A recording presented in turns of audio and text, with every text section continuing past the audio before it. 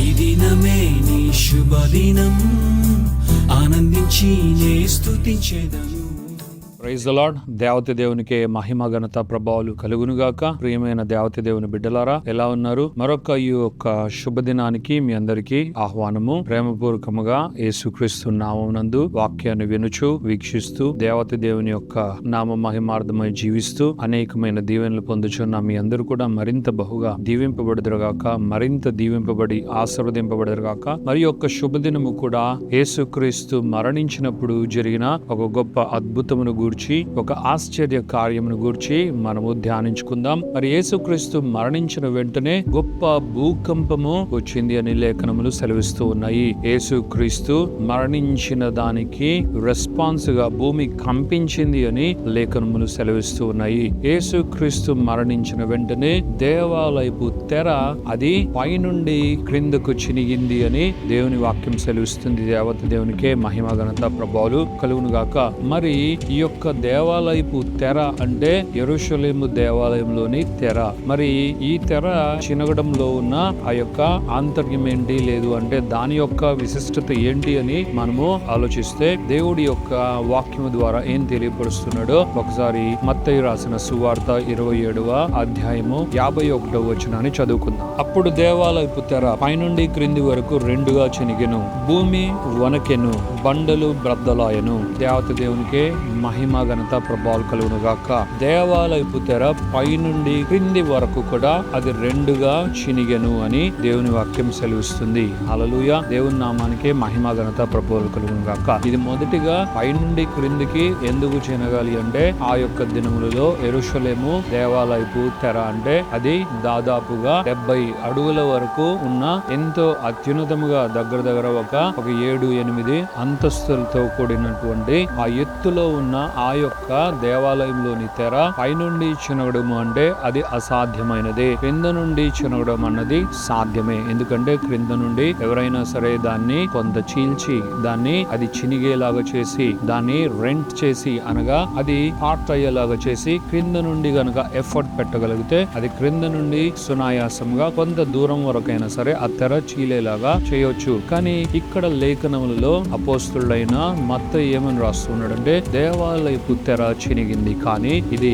పైనుండి కిందికి చినిగింది అన్నదానికి ఆస్కారము లేదు. అంటే దాని యొక్క దృక్పథం ఏంటంటే ఇది మనుషులు చేస్తే చినిగినది కాదు, ఇది ఒక సామాన్యమైన ప్రయత్నం చేత అయ్యేది కాదు, కానీ ఇది ఒక అసామాన్యమైన కార్యముగా దీనిని అపోస్తులైన మత్తయి వ్రాయడం జరిగింది. అంటే ఇది ఒక అద్భుతమైన కార్యము. ఎవరు అంత పైకెక్కి ఆ తెరను పైనుండి చింపేలాంటి ప్రయత్నాన్ని చేయరు. ఒకవేళ అది జరిగింది అంటే అది దైవ కార్యమే, అది దేవుని కార్యమే. మరి యేసుక్రీస్తు మరణించిన ఆ యొక్క తరుణాన యేసుక్రీస్తు యొక్క మరణానికి సమాధానముగా దానికి రెస్పాన్స్ గా దేవాలయంలోని తెర ఆ విధముగా పైనుండి క్రింద వరకు చినిగింది అన్నది అపోస్తులైన మత్తయి ఇలా వ్రాస్తూ ఉండగా దాని అర్థం ఏంటంటే యేసుక్రీస్తు మరణించిన తరువాత ఆయన శరీరము రెండుగా అయి దాని ద్వారా తండ్రి యొద్దకు ఒక మార్గము మన కొరకు ఏర్పరచబడడం జరిగింది. దానికి యేసుక్రీస్తే కారణం. యేసుక్రీస్తు మన నుండి తండ్రికి ఒక మార్గాన్ని వేశాడు.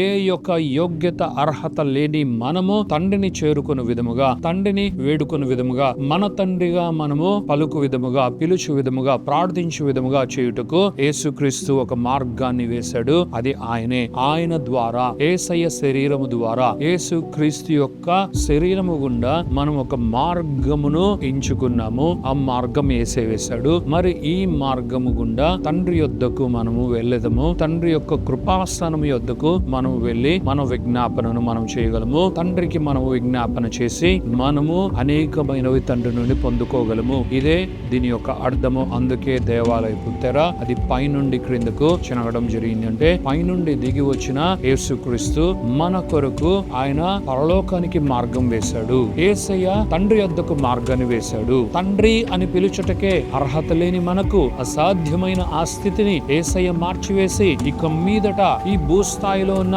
ఇంతవరకే పరిమితమైన వీరిని మీ కుమారుడుగా చేసుకోవాలని మీరు కోరుకుంటున్నారు కదా. ఇదిగో నేనే వీరికి మార్గముగా అయ్యాను, నేనే వీరికి పరలోకానికి ఎక్కుటకు నేనే ద్వారముగా, నేనే మార్గముగా అయ్యాను, నా ద్వారానే వీరు నీ వద్దకు చేరెదరు, నీ వద్దకు వచ్చెదరు. ఇప్పుడు నా శరీరము ద్వారా ఒక మార్గాన్ని వీరికి నేను పరలోకానికి వేశాను, అనగా మీ వద్దకు వేశాను. ఇప్పుడు నా ద్వారా తండ్రి అని పిలుచుచున్న వీరికి సమాధానము కలుగును గాక, నా ద్వారా తండ్రి అని పిలుచుచున్న వీరికి విమోచన కలుగును గాక, నా ద్వారా తండ్రి అని పిలుచుచున్న వీరికి రక్షణ కలుగును గాక, తిరిగి జన్మించే ఆ క్రొత్త ఆత్మ వీరికి కలుగును గాక అని యేసుక్రీస్తు ఈ గొప్ప సందేశాన్ని మనందరికీ కూడా అందిస్తున్నాడు. దేవతి దేవునికే మహిమ ఘనత ప్రభావాలు కలుగును గాక. మరి ఈ దినమును కూడా ఎవరైతే యేసుక్రీస్తును నమ్మలేకపోతున్నారో, ఇంకా అంగీకరించలేకపోతూ ఉన్నారో, యేసుక్రీస్తు అంటూ ఉన్నాడు కదా, నేనే మార్గం సత్యం జీవం. ఆయన శిష్యులతో ఈ మాట చెప్పాడు. అయితే దాన్ని నిజముగా ఆయన మరణము ద్వారా, ఆయన శరీరము ద్వారా దీనిని నెరవేర్చాడు. మరి ఆయన మరణించినా సరే ఆ మరణించిన శరీరానికి కూడా ఎంత శక్తి ఉందో ఒకసారి మనము ఆలోచించాలి. ఆయన మరణించిన, ఆయన ప్రాణం పెట్టినా ఆయన శక్తి ఏమాత్రం తగ్గలేదు. కానీ దానికి బదులుగా మహా గొప్ప భూకంపము అక్కడ చెలరేగింది. ఆ భూకంపమునకు ఎన్నో అద్భుత కార్యాలు జరిగాయి. అందులో ఒకటిగా దేవాలయపు తెర చెరిగింది. మరి అది ఫిజికల్ గా ఒక ఎవిడెన్స్ గా ఉండొచ్చేమో, కానీ ఆత్మ సంబంధముగా దీని సాదృశ్యము యేసుక్రీస్తు మనందరి కొరకు, మన ఆత్మీయ జీవితం కొరకు, మన ఆత్మీయత కొరకు తండ్రికి ఒక గొప్ప మార్గాన్ని వేశాడు. మరి యేసుక్రీస్తు నామము లేకుండా ఈ మార్గము ఎవరికి కూడా అందుబాటులో లేదు. ఏసే మార్గం, ఏసే సత్యం, ఏసే జీవం, ఏసే తండ్రి యొద్దకు వేయబడిన మార్గం.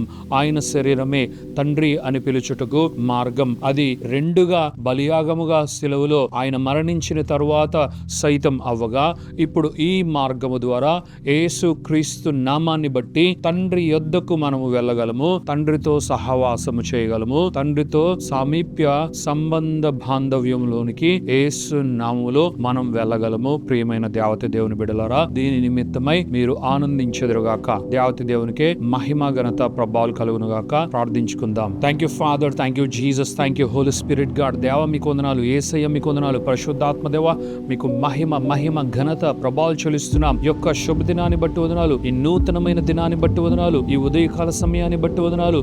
మీ బిడ్డలు నాయన, ఇదిగో తండ్రి నాయన, ఈ ప్రేమ వాక్కును ప్రేమతో వీక్షిస్తూ ఉండగా, ఇదిగో తండ్రి యేసే మార్గం సత్యం జీవం అని ఆయన చెప్పుట మాత్రమే కాదు, ఆయన ఈ వాక్కును మరణించిన తరువాత కూడా దీన్ని నెరవేర్చాడు నాయన. ఇదిగో మరణించిన తరువాత కూడా దానిని అత్యున్నతమైన స్థాయిలో ఆయన శరీరము గుండా మాకు ఒక మార్గం వేయడం జరిగింది. అది తండ్రి యొద్దకు వేయబడిన మార్గము. ఆయన శరీరము ద్వారా తండ్రికి నాయన, ఇదిగో తండ్రి మేము చేరులాగున, ఇదిగో తండ్రి ఆయన శరీరమే నాయన తండ్రి యొద్దకు వెళ్ళు మార్గముగా అగులాగున యేసయ్య బలియాగం అయ్యాడు అని మేమంతా నాయన నమ్ములాగున, విశ్వసించులాగున ఈ యొక్క మర్మమును మా కొరకు మీరు విప్పినందుకు మీకు కృతజ్ఞతాస్తుతులు చెల్లిస్తూ ఈ వాక్యాన్ని వినుచున్న మీ ప్రియమైన బిడ్డలందరినీ బ్లెస్ చేస్తూ ఈ యొక్క ప్రార్థన, స్తుతి, ఆరాధన యేసు పరిశుద్ధమైన నామములో అడిగి వేడుకొనుచున్నాము తండ్రి. Amen, amen, amen.